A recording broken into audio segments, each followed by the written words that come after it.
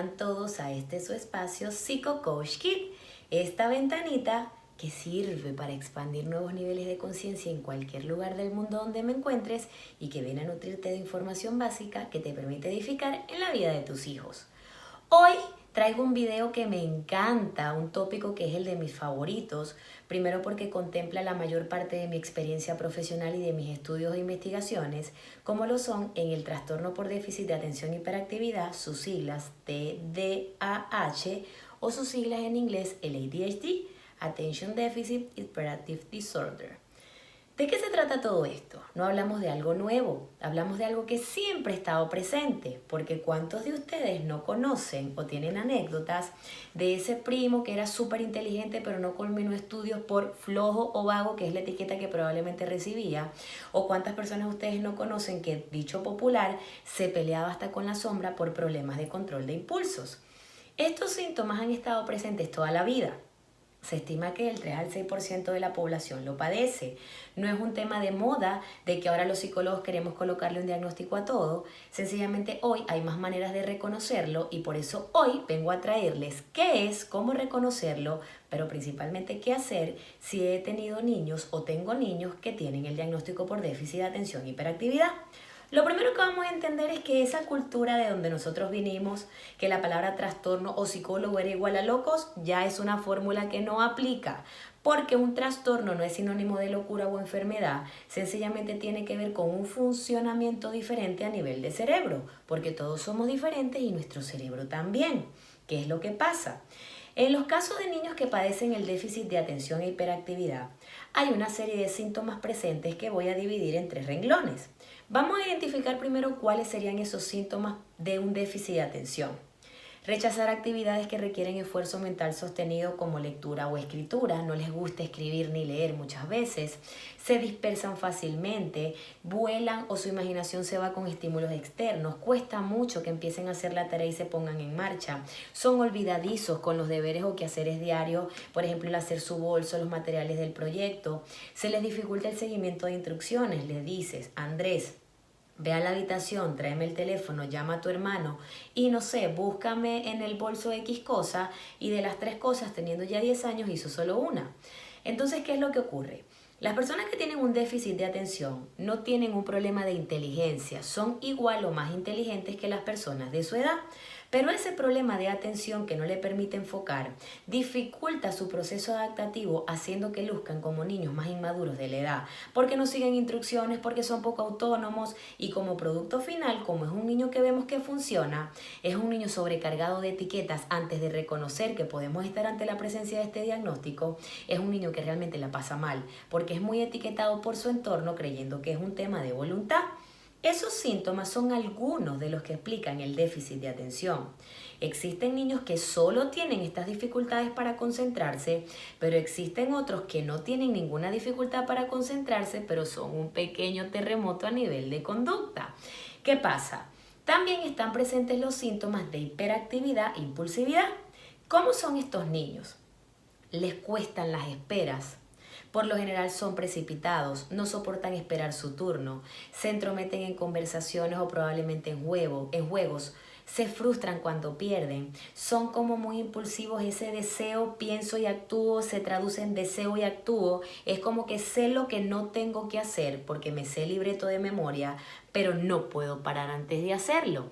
Y eso me trae muchos problemas porque me regañan, me castigan y probablemente pido disculpas porque reconozco mis errores, pero al día siguiente vuelvo a hacer lo mismo. Entonces parece medio masoquista la cosa porque siempre te castigo por lo mismo y lo vuelves a hacer. Es ese niño que probablemente se mete en más problemas que los niños de su edad por lo precipitado que es, porque cuando la teacher dice que todo el mundo en silencio, el único que está hablando es él, porque muchas veces le cuesta parar antes de actuar. Resulta que cuando hablamos de TDAH tenemos 3 tipos o 3 subtipos del diagnóstico. El niño que es solamente desatento, el niño que tiene síntomas solo de hiperactividad e impulsividad y el niño que tiene un combinado, síntomas de atención y de hiperactividad e impulsividad. Estos 3 subtipos del TDAH se pueden diagnosticar de una forma leve, moderada o severa, porque tiene 3 niveles de intensidad o 3 niveles de severidad, por decirlo de una manera. ¿Qué pasa? Muchos padres, antes de llegar al punto de reconocer que hay un diagnóstico, viajan por diversos profesionales, pasan muchos años creyendo que sus hijos están mal criados, pero también siendo etiquetados por un entorno que los tilda de padres que han criado mal a sus hijos o que no han tenido carácter. Y ese papá se pregunta, pero si yo he hecho lo mejor que puedo, yo le coloco normas, le coloco límites, no sé qué hacer para que cree hábitos y tampoco sé en qué he fracasado para que se comporte de mejor manera.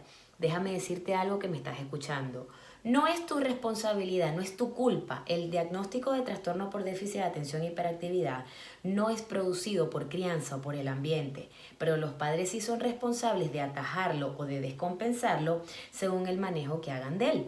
La etiología o lo que lo causa tiene que ver con una disfunción, vamos a hablar de cerebro, en el sentido de que hay una inteligencia de base normal o apropiada para la edad, muchas veces mucho más inteligentes que los niños de su edad, pero hay una falla en algo que se llama funciones ejecutivas, que les invito a leer sobre este término para que entiendan a estos niños más a profundidad. Entonces, ¿cómo es esto?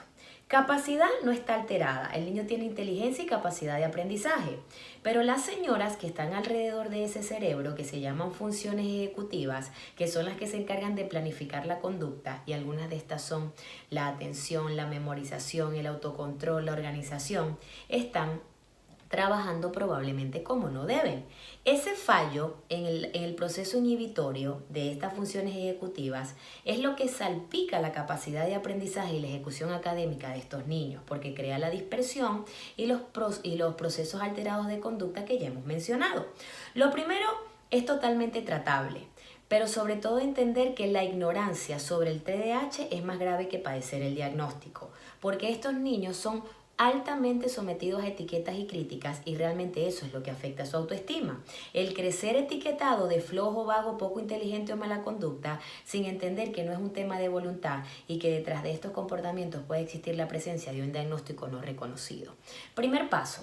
Si alguno de estos síntomas está presente en tu hijo, no te alarmes. Lo primero que debes buscar es ayuda profesional para que valoren a tu hijo y desde allí poder entender si estamos ante la presencia o no del diagnóstico. Segundo, empezar un proceso de intervención que te permita aprender estrategias para convivir con el TDAH, pero también que le permita a tu hijo aprender destrezas y prepararlo para la vida dentro de sus debilidades, como concentrarse, aprender a hacer la tarea, hábitos de autonomía u organización, pero sobre todo autocontrol.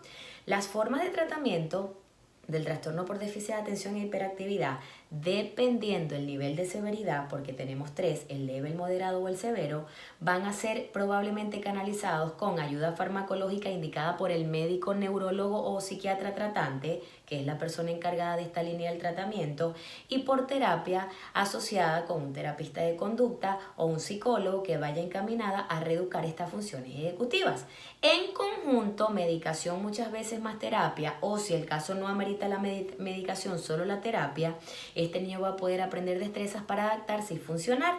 Así que como todo en la vida no es un tema de preocuparse, pero sí de ocuparse, porque desde entender el diagnóstico puedes ayudar a quien lo padece. Y esto es un mensaje para todos ustedes como padres, profesores, educadores, porque como parte de personas que vivimos en sociedad necesitamos reconocer estos términos y que esto existe para no juzgar familias y niños que muchas veces están alterados por estos procesos que necesitan de tu entendimiento y empatía para poderlos integrar. Partiendo desde allí, muchísimas gracias por su atención. Los invito a seguirme en mis redes como PsicoCoachKid y también a participar revisando todas mis redes y mi Instagram en todas las clases y actividades que tengo asociadas a convivir con el TDAH de forma online en cualquier lugar del mundo donde te encuentres o presencial. Así que para mayor información en mis redes puedes encontrar cómo podemos apoyarte desde aprender a convivir con el TDAH. Pero importante que tú que me estás escuchando lo reconozcas para edificar en la vida de estos niños y familias. Un besito para todos y seguimos en comunicación por esta ventanita que lo que busca es edificar en nuevos niveles de conciencia. Bye.